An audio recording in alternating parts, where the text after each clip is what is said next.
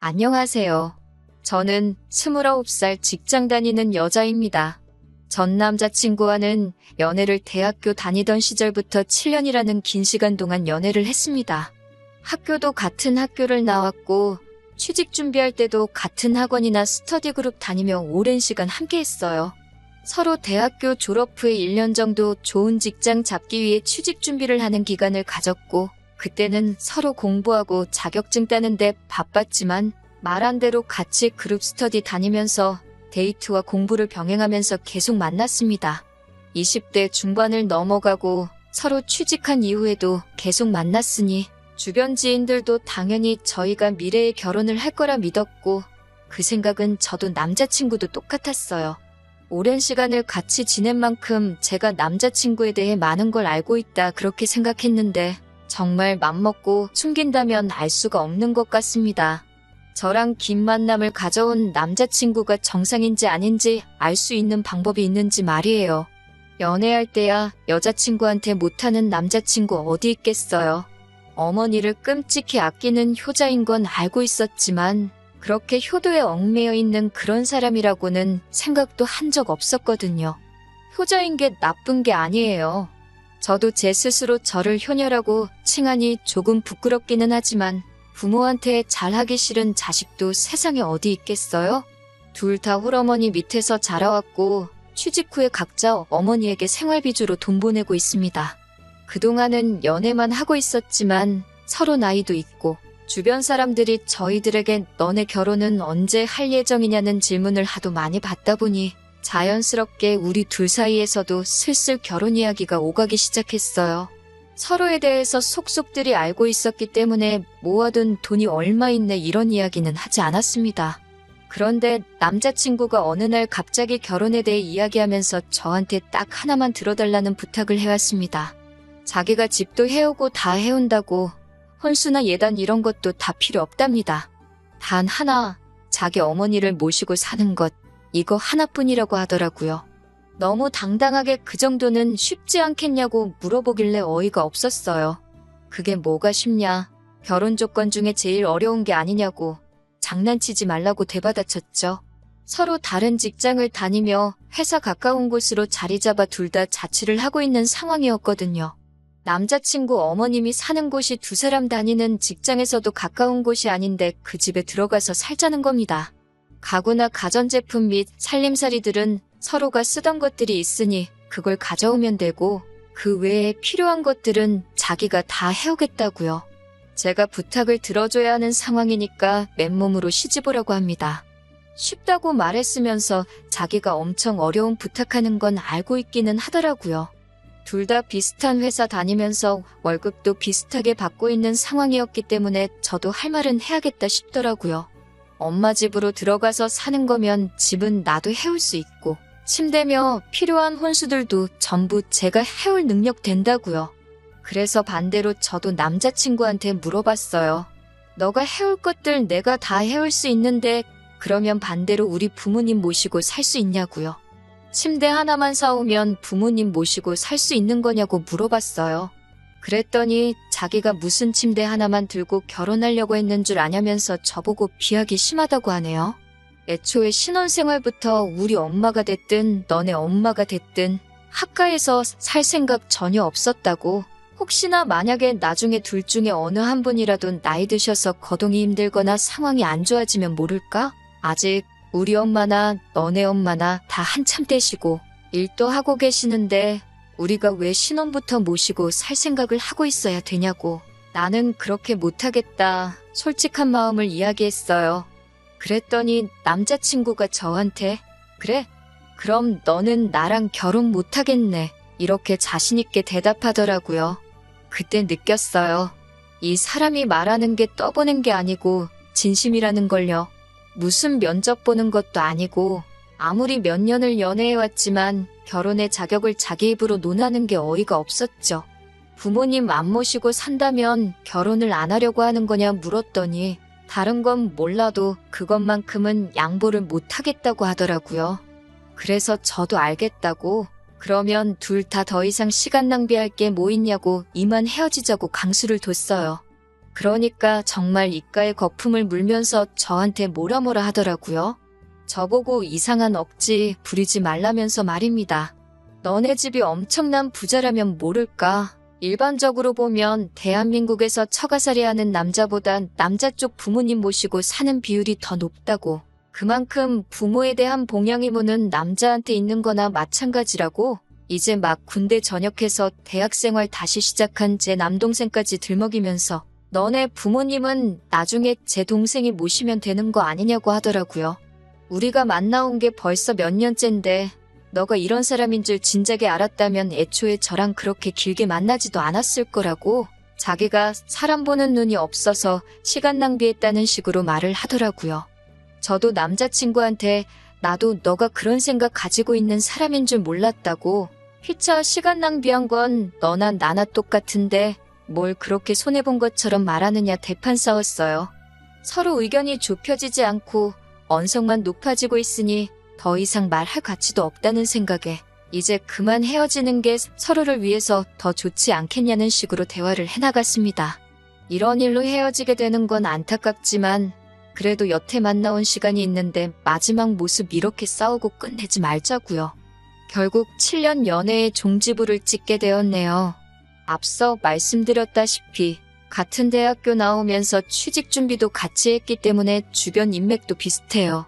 저희들 오래 알고 봐온 사람들 많고 그 사람들 당연히 저희가 결혼하는 걸로 알고 있었을 테니 헤어지는 이유 솔직하게 말하면 주변 사람들한텐 너가 욕먹을 거라고. 그러니까 그냥 오래 만나면서 성격 차이 같은 게 있었는데 그걸 이유로 헤어진 걸로 하자고 제가 제안을 했어요. 남자친구도 주변 사람들이 저희들에게 기대하던 모습을 익히 알고 있었기 때문에 남자친구도 그렇게 말을 맞추자는 부분에 대해서는 동의를 했습니다. 그렇게 저희는 헤어지고 무슨 일 때문에 헤어진 거냐 묻는 주변 사람들 질문에 저는 약속한 대로 남자친구와의 성격 차이 때문에 오랫동안 숙고하다가 결국 서로 좋은 모습으로 헤어지게 되었다는 식으로 이야기했습니다.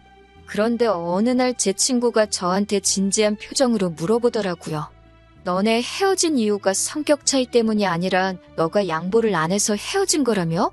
라고 말입니다. 조금 쎄한 느낌을 받아서 그게 무슨 소리냐? 자초지종을 물어봤더니 다른 게 아니라 이놈이 지인들에게 애시당초 우리가 서로 합의한 대로 말하지 않고 없던 사실도 있던 것처럼 부풀려서 온갖 거짓말이랑 거짓말은 다 했더라고요. 아주 저를 저만 아는 이기적이고 못된 여자로 만들어놨어요. 듣자 하니 남자친구가 부모님을 모시고 사는 건 어떻겠냐고 지나가는 말로 떠보듯이 이야기한 거랍니다. 그런데 제가 온갖 욕이란 욕은 다 하면서 헤어지자고 했다고 하더라고요. 제가 시집갈 때 모아놓은 돈은 다 우리 엄마 드리고 저는 몸만 올 거라고 했다고까지 하네요. 그래서 자기가 집도 다 해오고 혼수까지 다 해오기로 했는데 혼자서 그걸 다 하려면 조금 모자라서 자기 엄마 집을 팔아 자금을 만들어서 학가를 하는 방법이 생각나 그건 어떨까 하는 생각에 지나가는 말로 떠보듯이 물어본 건데 제가 양보는 하나도 안 해주고 시엄마를 어떻게 모시고 사냐 하면서 그건 죽어도 하기 싫다고 했다고.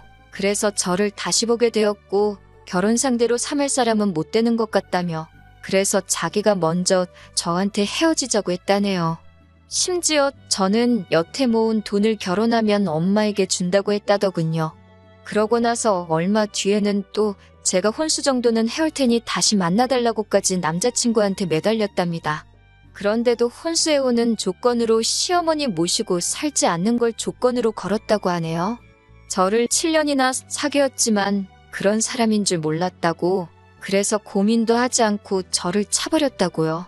그 뒤로도 자기는 마음이 안 좋아서 맨날 술로 하루하루 보내고 하는데 저는 벌써부터 다른 남자 만나러 다니고 잘 지내는 것 같다고. 그게 자기는 너무 힘들다면서 지인들한테 술 한잔 사달라고 돌아가면서 불러놓고 똑같은 이야기를 했다네요.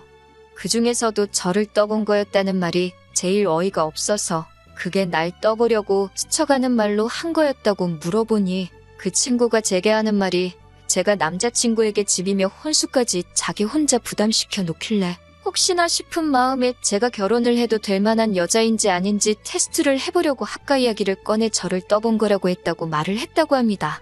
그러니 사람들은 제가 남자친구랑 7년 연애하면서 남자친구가 모아놓은 돈 노리고 제 돈 한 푼도 안 쓰고 결혼까지 하려고 하는 날강도에다가 혼자 계신 시어머니 모시고 살 거면 결혼 안 한다고 땡깡 부리는 그런 생각 없는 나쁜 여자로 만들어 놓은 거죠. 주변 지인들에게 제 평판이 떨어질 대로 떨어진 상황에 제가 이걸 그냥 넘어갈 수는 없었습니다. 이 사람들이 제 인생에 얼마나 큰 부분인지는 모르겠지만 저만 천하의 나쁜 사람이 돼버릴 수는 없었어요. 그래서 참고 또 참다가 얼마 전에 나를 잡아서 남자친구한테 전화를 걸었습니다. 전화를 받자마자 너 사람들한테 왜 거짓말을 하고 다니냐고, 부모 모시고 살지 않으면 나랑 결혼은 못하겠네? 이딴 식으로 먼저 말한 건 너였고, 그래서 내가 헤어지자고 한 거고, 성격 차이로 헤어졌다 말하기로 해놓고 어떻게 주변 사람들한테 그렇게 말을 전하고 다닐 수가 있냐고 따졌습니다. 남자친구는 너가 양보 못한다고 한 거는 맞지 않냐고 적반하장으로 나오더라고요. 하도 남들에게 거짓말을 하고 다녀서 그걸 진짜라고 혼자 믿고 있는 거 아니냐고, 그리고 내가 언제 맨몸으로 시집 간다고 했냐고, 그것도 너가 너네 엄마 모시고 사는 조건이랍시고 먼저 말 꺼낸 거 아니냐고 따졌죠. 서로 시간 낭비하지 말자고 좋게 헤어지자고 해서 서로 동의해놓고 뒤로는 어떻게 내 호박씨를 까고 다닐 수 있느냐고 했죠. 그러니까 전화기 너머로 소리를 고래고래 지르면서 그게 어딜 봐서 좋게 헤어진 거냐 따지더군요. 너가 효심이라고는 눈꼽만치도 없는 사람이었다는 것만 해도 자기한테는 충격적이었다고, 만약에 진짜 우리가 결혼을 했어도 자기 엄마한테 엄청 못했을 거라며 땡깡을 부리더군요. 웃기는 소리 좀 하지 말라고. 그리고 그렇게 엄마 걱정하는 효자면 지금은 왜 따로 나와서 자취를 하고 있는 거냐고. 진작부터 엄마 집에서 살면서 효도하고 살았으면 모를까? 왜 꼭 결혼을 하고 나서야 엄마랑 같이 살려고 하는 거냐고 따졌습니다. 왜 꼭 효도를 결혼하고 나서부터 하려고 하는 거냐고. 진작부터 어머니 봉양하면서 살고 있었으면 모시고 살겠다고 말했을 때 너가 엄마를 끔찍하게 생각하는 걸 알고 생각이라도 해봤겠는데, 여태까지 대학생 시절부터 자취하면서 따로 살았으면서 왜 이제 와서 효자인 척 하느냐고 한마디 했죠. 그리고 학과 또한 사전에 저한테 비슷한 말 한 번 한 적이 없고, 결혼할 때 다 돼서 깜빡이도 안 켜고 일방적으로 그렇게 해야 한다 통보한 거는 너 아니냐고 계속 쏘아붙이니 자기가 주변 사람들한테 해놓은 거짓말이 앞뒤가 안 맞는다는 걸 느꼈는지 아무 말도 못하고 있더군요. 그러다 한참 뒤에야 어쨌든 너는 모시고 살 생각이 없는 거 아니냐고, 그게 이기적인 거라고 하더라고요. 여기까지 듣고 있으니 더 말할 것도 없다 생각해서 할 말 다 했다고, 뒤로는 거짓말하고 다녀도 전화기로는 솔직해줘서 고맙다고 이야기했어요. 남자친구가 무슨 소리냐고 물어보길래 몰래 준비한 깜짝 이벤트를 공개해줬습니다. 여태까지 통화한 거는 스피커폰이었고 지금 나 혼자 있는 게 아니라고요. 내 옆에 지금 너가 나에 대해 거짓말하고 다닌 사람들 전부 한자리에 모아놓고 다들 들을 수 있게 스피커폰으로 전화한 거였다고. 뒤로는 나 몰래 모두에게 거짓말하고 다녔지만 이렇게 스스로 오해 풀어줘서 고맙다고 했습니다. 지인들을 공유하다 보니 남 일에 관심 많고 여기저기 떠벌리기 좋아하는 지인들도 많았어요. 최대한 우리 공통된 지인들에게 이 모든 진실을 속속들이 알려줄 만한 사람들로 엄선해서 자리를 만들었습니다. 남자친구는 제가 저 혼자서 전화를 걸었다고 생각하고 그 사람들이 모여있는 자리에서 사건의 전말을 자기 입으로 다 불어버리고 만 것이죠. 마지막 인사로 여태 뒤에서 나 씹어대느라 술값이며 돈 좀 썼을 텐데 이렇게 스스로 오해를 다 풀어줘서 고맙다고 했어요. 그리고 앞으로 다른 사람 한 방 먹이려거든 좀 더 조심 좀 하고 머리도 좀 쓰라고 전해줬습니다. 전화기 너머로 부들대고 있는 게 다 느껴지더라고요. 다행스럽게도 전 남자친구 덕분에 땅에 떨어진 제 평판은 얼마 뒤에 다시 돌아왔어요. 뒤에서 저를 씹고 수군거리던 사람들도 제가 그럴 사람이 아니란 거 알고 있었다고 저에게 다가와 마음고생 많았다고 다독여주더라고요.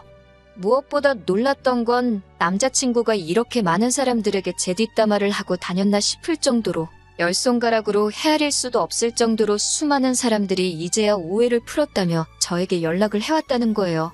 같이 취업 준비하면서 오랫동안 쌓아온 인맥이기 때문에 모임도 그만큼 잦았는데 남자친구는 그렇게 만천하에 자기의 본색을 들켜버린 이후로는 지인들 모임에도 코빼기도 비추지 않게 되었습니다.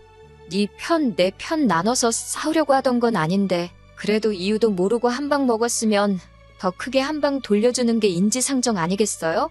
7년을 만나온 남자친구와는 영영 이별하게 되었지만 남자친구는 저뿐만 아니라 그동안 같이 동고동락 해오면서 오랫동안 이어온 인연들까지 다 잃게 되었네요. 자식이 부모에게 효도하는 건 당연한 일입니다. 그런데 자기가 직접 해야 할 효도를 다른 사람에게 떠넘기는 건 진짜 효도가 아니라고 생각해요. 대신 해줄 사람을 찾을 시간에 엄마 주름진 손에 로션이라도 발라드리는 게 진짜 효도 아닐까요? 저도 이번 일을 계기로 다음에 만날 사람은 꼭 서로의 의견에 귀 기울여주고 대리효도 강요하지 않는 사람을 만나야겠다는 생각이 드네요.